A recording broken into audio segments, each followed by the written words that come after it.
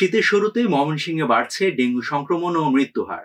জলবায়ু পরিবর্তন, সচেতনতার অভাব আর মশক নিধনে অবহেলায় বাড়ছে এডিসের প্রজনন।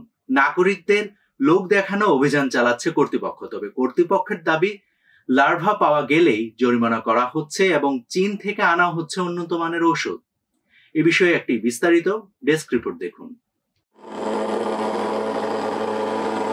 শীত শুরুর সঙ্গে সঙ্গে পাল্লা দিয়ে বাড়ছে ডেঙ্গুর সংক্রমণ। অন্যান্য বছর এই সময় ডেঙ্গুর সংক্রমণ কম থাকলেও চলতি বছর যেন এই প্রেক্ষাপটে একেবারেই ভিন্ন। শীতের আগমন আর বৃষ্টিপাত কমলেও কমেনি ময়মনসিংহের ডেঙ্গুর তাণ্ডব। জলবায়ু পরিবর্তন, সাধারণ মানুষের অসচেতনতা আর মশক নিধনে সংশ্লিষ্ট কর্তৃপক্ষের অবহেলায় জনস্বাস্থ্যের জন্য বড় হুমকি হয়ে দাঁড়িয়েছে ডেঙ্গু। ফলে হাসপাতালে প্রতিদিন বাড়ছে ডেঙ্গু রোগীর সংখ্যা, ঘটছে মৃত্যুর ঘটনা। ডেঙ্গু মহামারী আকারে দেখা দিয়েছে এই ময়মনসিংহ শহরে। সিটি কর্পোরেশনের পক্ষ থেকে ফগার মেশিনের মাধ্যমে যেভাবে তারা ওষুধ ছিটাচ্ছে, এই ওষুধের কার্যকারিতা কতটুকু এটা জনগণ সন্দিহান।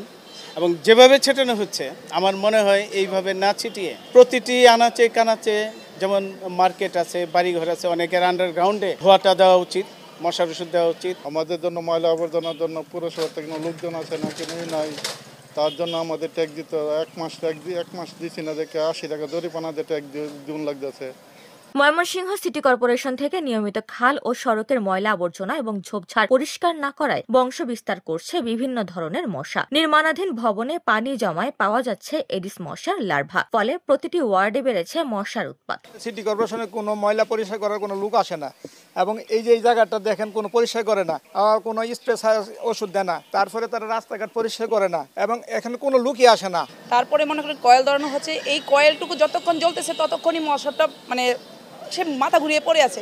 যতক্ষণ মশা কয়েল ধরানো শেষ, ততক্ষণে সে মশা উঠে আবার কামড়াচ্ছে। ময়মনসিংহ সিটি কর্পোরেশন নিম্নমানের মশা মারার ঔষধ প্রয়োগ করে শুধু লোক দেখানো ও ফটো সেশনের জন্য মশা নিধন কর্মসূচি পালন করছে বলে অভিযোগ তুলেন নাগরিক নেতৃবৃন্দ। ধোয়া উড়িয়ে তারা ফগার মেশিন দিয়ে নির্দিষ্ট কয়েকটি জায়গায় তারা ডেঙ্গুর নিধনের যে ওষুধ ছিটানো হচ্ছে, সেই ওষুধগুলো কিন্তু কার্যকর না। এদিকে ময়মনসিংহ সিটি কর্পোরেশনের প্রশাসক জানান, এডিস মশার লার্ভা পাওয়া গেলেই করা হচ্ছে জরিমানা। মশা নিধনে উন্নত মানের ঔষধ আনা হচ্ছে চীন থেকে। আর প্রধান স্বাস্থ্য কর্মকর্তা জানান, অধিক খরচের কারণে সব ওয়ার্ডে দেওয়া সম্ভব হচ্ছে না fogger machine. Crash program normal যখন শিডিউল থাকে, ক্রাশ প্রোগ্রাম যখন থাকে না, তখন হয়তো সব ওয়ার্ডে যায় না, তখন ডিমান্ড বেসিস চলে। সারা বছরের কথা বলতেছি, রুটিনলি তো এত দেওয়া যাবে না, হিউজ খরচ তো। এটা তো ফুয়েলটা হচ্ছে অকটেন না। ওষুধ কিন্তু গভর্নমেন্ট যে ওষুধ কিনতে বলছে, যেমন ম্যালাথিয়ন কিনতে বলছে, আমরা ম্যালাথিয়নই আনছি।